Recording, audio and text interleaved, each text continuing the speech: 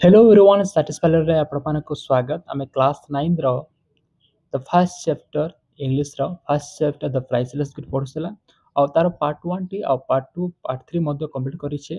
ଆଉ ଯେଉଁମାନେ ଦେଖିନା ପିଲାମାନେ ମୁଁ ଡେସ୍କ୍ରିପ୍ସନ୍ ଆପଣମାନଙ୍କୁ ଲିଙ୍କ୍ ଦେଇଦେବି, ଆପଣମାନେ ସେଥିରୁ ଦେଖିନେବେ। ଭଲ ଭାବରେ ବୁଝା ହେଇଛି ଆଉ ବୁଝିପାରିଲା ପରି ବୁଝା ହେଇଛି, ଆପଣମାନେ ସେଥିରୁ ଦେଖିନେବେ।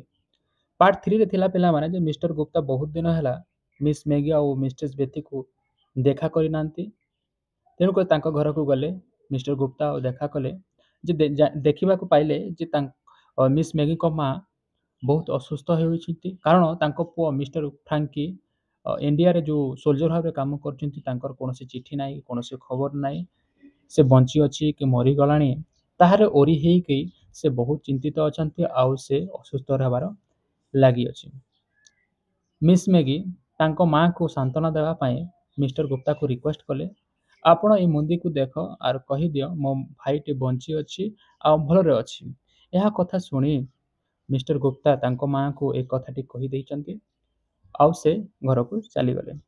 ଦେଖିଲେ କି ଯେ ବହୁତ ଦିନ ଏମିତି ଗୋଟେ 2-3 ଦିନ ବିତିଗଲା ଆଉ ଜାଣିପାରିଲେ ଯେ ମିଷ୍ଟର ଫ୍ରାଙ୍କଙ୍କର ମୃତ୍ୟୁବରଣ ହେଇଯାଇଛି ଗୋଟେ ଯୁଦ୍ଧରେ।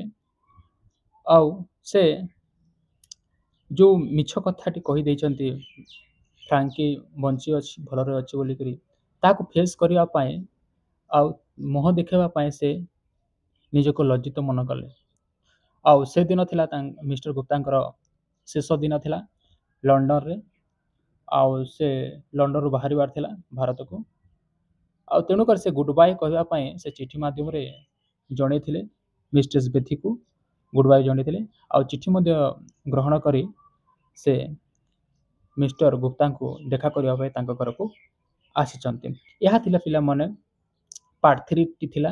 ଯଦି ଦେଖିନାଅ ମୁଁ ଡେସ୍କ୍ରିପ୍ସନ୍ ଲିଙ୍କ୍ ଦେବି, ଆପଣମାନେ ଦେଖିନେବେ। ଆଜି ଆମେ ପଢ଼ିବା ପାର୍ଟ 4 ଟି ପଢ଼ିବା। ଯଦି ଚ୍ୟାନେଲକୁ ଯଦି ନୂଆ ଆସିଥିଲେ ଚ୍ୟାନେଲକୁ ସବସ୍କ୍ରାଇବ୍ କରିଦେବେ, ଲାଇକ୍ କରିବେ, ସେୟାର କରିବେ, କମେଣ୍ଟ କରିବେ, ଯାହାଫଳରେ ଆପଣମାନେ ଏହି ପ୍ରକାର ଏଜୁକେସନ୍ ଭିଡ଼ିଓ ସର୍ବପ୍ରଥମ ପାଇପାରିବେ। ଠିକ୍ ଅଛି ପିଲାମାନେ, ଆମେ ଷ୍ଟାର୍ଟ କରିବା ଆଜି ପାର୍ଟ 4 ଟି।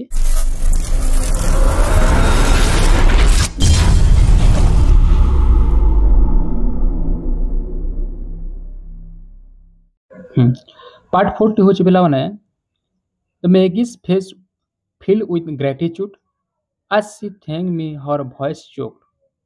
ଗ୍ରାଟିଚ୍ୟୁଡ଼ର ମାନେ ହେଉଛି ପିଲାମାନେ କୃତଜ୍ଞ। ସେ କୃତଜ୍ଞତା ତାଙ୍କ ଚେହେରାରେ ଭରିଯାଇଛି, ମ୍ୟାଗିଙ୍କ ଚେହେରାରେ ଭରିଯାଇଛି। କାରଣ ମିଷ୍ଟର ଗୁପ୍ତା ଯେତେବେଳେ ମୁଁ ଇଣ୍ଡିଆକୁ ଯିବି, ଇଣ୍ଡିଆରୁ ପଞ୍ଜାବ ରେଜିମେଣ୍ଟକୁ ଯିବି, ଆପଣଙ୍କର ଭାଇଙ୍କର ଗ୍ରେଭ୍ ପାଖକୁ ଯିବି ଆଉ ମୁଁ ଚିଠି ଲେଖିବି ବୋଲିକି ଯାହା କହିଲେ, ଏହା ଶୁଣି ତାଙ୍କ ଚେହେରାରେ ଗୋଟେ କୃତଜ୍ଞତା ଭରିଯାଇଛି। ଆଉ ମିଷ୍ଟର ଗୁପ୍ତାକୁ ସେ କହୁଛନ୍ତି ଥ୍ୟାଙ୍କ ୟୁ ଜଣାଉଛି। ଯେତେବେଳେ ଥ୍ୟାଙ୍କ ୟୁ ଜଣାଉଛନ୍ତି ସେ ସମୟରେ ତାଙ୍କ ଭଏସଟି କ'ଣ କରୁଛି ପିଲାମାନେ ଚୋକ୍ କରୁଛି, ମାନେ ଅଟକି ଅଟକି ସେ କହୁଛନ୍ତି। ସେ took a shilling out of her pocket. ସେ ଗୋଟେ ବ୍ରିଟିଶ ମୁଦ୍ରା, ସିଲିଂର ଅର୍ଥ ହେଉଛି ପିଲାମାନେ ଗୋଟେ ବ୍ରିଟିଶ ମୁଦ୍ରା। ଯେମିତି ଆମର ଇଣ୍ଡିଆର ରୁପି କୁହାଯାଏ, ସେମିତି ବ୍ରିଟିଶରେ କ'ଣ ଯେଉଁ ଇଂଲଣ୍ଡରେ କୁହାଯାଏ ପିଲାମାନେ ସିଲିଂ କୁହାଯାଏ ତାଙ୍କ ମୁଦ୍ରାକୁ। ସେ ଗୋଟେ 1 ସିଲିଂ ବହରେଇଲେ, ଗୋଟେ ମୁଦ୍ରା ବହରେଇଲେ ଆଉ ସେ କହିଲେ please buy flower with this when you go and lay them on my brother's grave for ମି।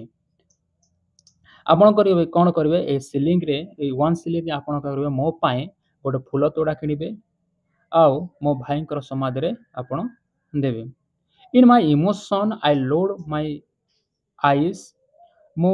ମୋ ଇମୋସନକୁ କ'ଣ, ମୁଁ ତାଙ୍କ ଇମୋସନରେ ଇମୋସନାଲ୍ ହେଇକି ମୁଁ କ'ଣ କହିଲି, ମୋ ଆଖିକୁ ମୁଁ ତଲେ କରି ପକାଇଲି, ବା ଲୋଡ୍ ମାନେ ହେଉଛି ପିଲାମାନେ ତଲକୁ କରିବା। The child had on the shilling with so much toil. Child କହିଲେ ପିଲାମାନେ ଏଠାରେ ମିସ୍ ମ୍ୟାଗିଙ୍କ କଥା କହୁଛି। ସେ ମ୍ୟାଗି ବହୁତ କଠିନ ପରିଶ୍ରମ କରି ସେ କ'ଣ କରିଛି, ସିଲିଂଟି ଉପାର୍ଜନ କରିଅଛି। ଟଏଲ୍ ମାନେ ତ ହେଉଛି ପିଲାମାନେ କଠିନ ପରିଶ୍ରମ ଆଉ ଅନ୍ ମତ ହେଉଛି ପିଲାମାନେ ଉପାର୍ଜନ କରିବା। ସିଲିଂ ଅର୍ଥ ବ୍ରିଟିଶ ମୁଦ୍ରା। ସେ ଯେଉଁ ବ୍ରିଟିଶ ମୁଦ୍ରାଟି ଉପାର୍ଜନ କରିଛନ୍ତି, ଯେଉଁ ପଇସାଟି ସେ ଉପାର୍ଜନ କରି ବହୁତ କଠିନ ପରିଶ୍ରମ କରିଛନ୍ତି। ସେ କେକ୍ ତିଆରି କରି ବିକିଛନ୍ତି ଆଉ କମେଇଛନ୍ତି। ଆଉ ସେ ଯେଉଁ ସିଲିଂଟି ଉପାର୍ଜନ କରିଛନ୍ତି, ସେ କମେଇଛନ୍ତି। ସେ ଭାବୁଛନ୍ତି ମୋ ଭାଇକୁ ଏଇଟା ଦିଅ ଆଉ ଏହି ଟଙ୍କାରେ ମୋ ଭାଇଙ୍କ ପାଇଁ ଗୋଟେ ଫୁଲ ତୋଡ଼ା କରିକି ଗ୍ରେପ୍ରେ ଦେବ।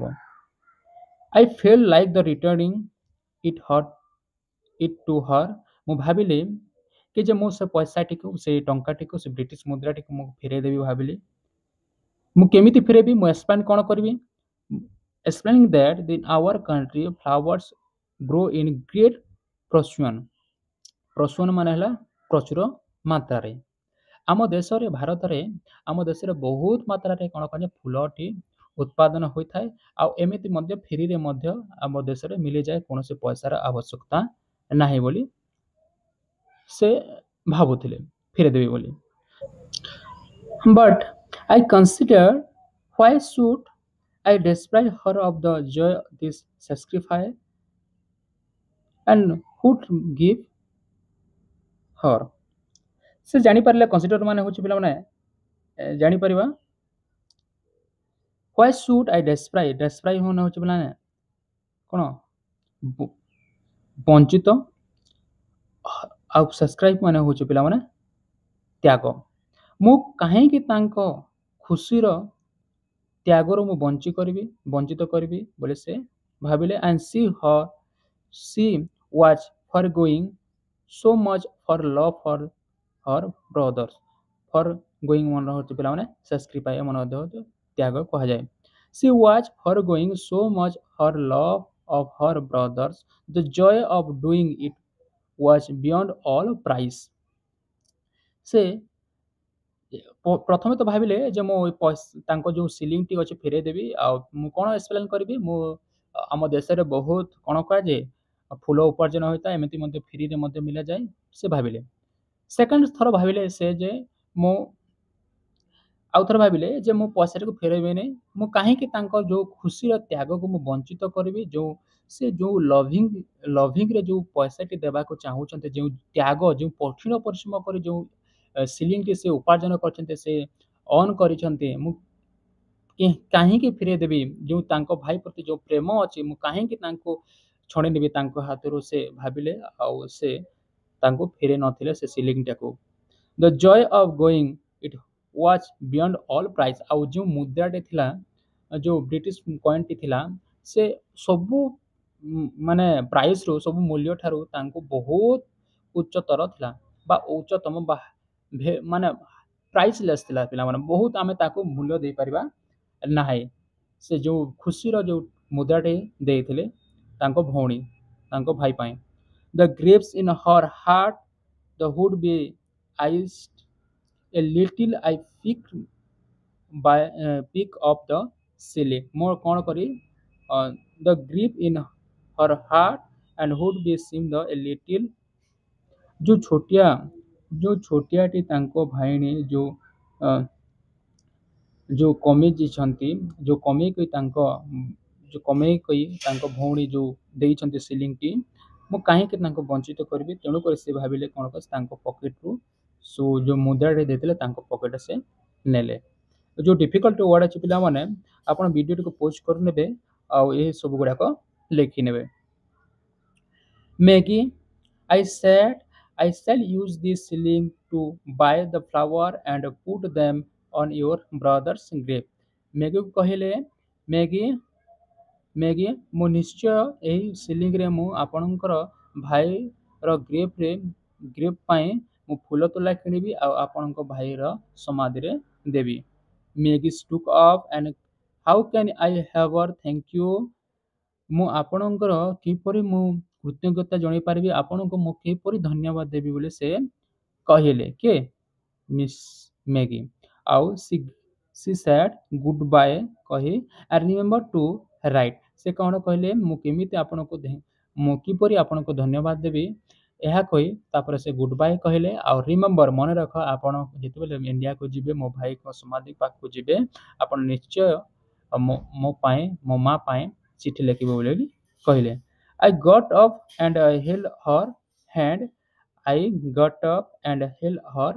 ମୁଁ କ'ଣ କଲି ମୁଁ ତାଙ୍କୁ ବିଦାୟ ଦେବା ପାଇଁ ମୁଁ ମୋ ହାତକୁ ବଢ଼ିଲି ହ୍ୟାଣ୍ଡସେକ୍ କଲି ଆଉ ତାଙ୍କୁ ଗୁଡ୍ ବାଏ କହିଲି ମ୍ୟାଗିକୁ goodbye Maggie's and God bless you ଭଗବାନ ଆପଣଙ୍କୁ ଭଲ ରଖିଥାନ୍ତୁ I said Maggie left Maggie ମଧ୍ୟ ଚାଲିଗଲେ କୋଉଠି ତାଙ୍କ ଘର ଚାଲିଗଲେ I shoot her tears from my eyes ମୋ ଆଖି ଯୋଉ ପ୍ରକାର ତାଙ୍କ ଇମୋସନଟି ଥିଲା, ଯୋଉ ପ୍ରକାର ତାଙ୍କର ଖୁସିଟି ଥିଲା, ସେକ୍ସଟିଫାର ଖୁସିଟି ଥିଲା, ମୋ ଆଖିରୁ ଲୁହଟି ଗଡ଼ିଗଲା। ଆଉ ମୋ ଆଖିରୁ ମୁଁ କ'ଣ କଲି, ଆଖିରେ ଲୁହଟି ପୋଛିନେଲି and went upstairs to pick my bag. ମୁଁ କ'ଣ କଲି, ମୋ ଆଖିରୁ ଲୁହଟି ପୋଛିଲି ଆଉ ମୁଁ ଅପଷ୍ଟେୟାରକୁ ମାନେ ଉପର ମହଲାକୁ ମୁଁ କ'ଣ କଲି, ମୋ ବ୍ୟାଗ୍‌ଟି ପ୍ୟାକିଂ କରିବା ପାଇଁ ମୁଁ ବାହାରିଲି।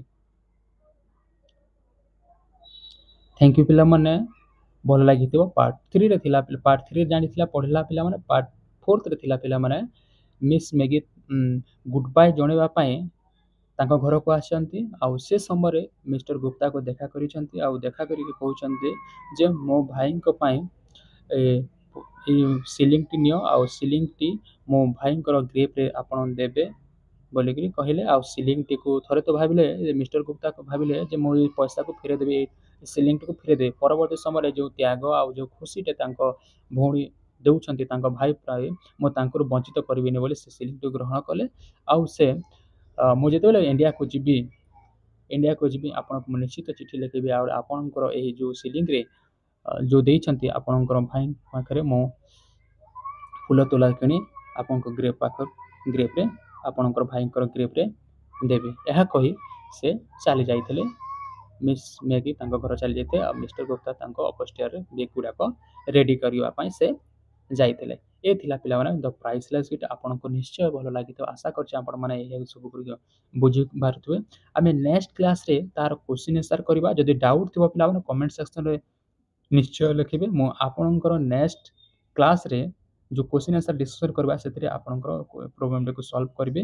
ଯଦି ଭଲ ଲାଗିଥିବ ଚ୍ୟାନେଲକୁ ସବସ୍କ୍ରାଇବ୍ କରିବେ, ଲାଇକ୍ କରିବେ, ସେୟାର କରିବେ, କମେଣ୍ଟ କରିବେ ଆଉ ସବସ୍କ୍ରାଇବ୍ ମଧ୍ୟ କରିବେ, ଯାହାଫଳରେ ଆପଣମାନେ ଏହି ପ୍ରକାର ସୁନ୍ଦର ସୁନ୍ଦର ଭିଡ଼ିଓ ପାଇପାରିବେ। ଦେଖା ହେବ ପରେ ନେକ୍ସଟ ଭିଡ଼ିଓରେ। ଥ୍ୟାଙ୍କ ୟୁ ପିଲାମାନେ।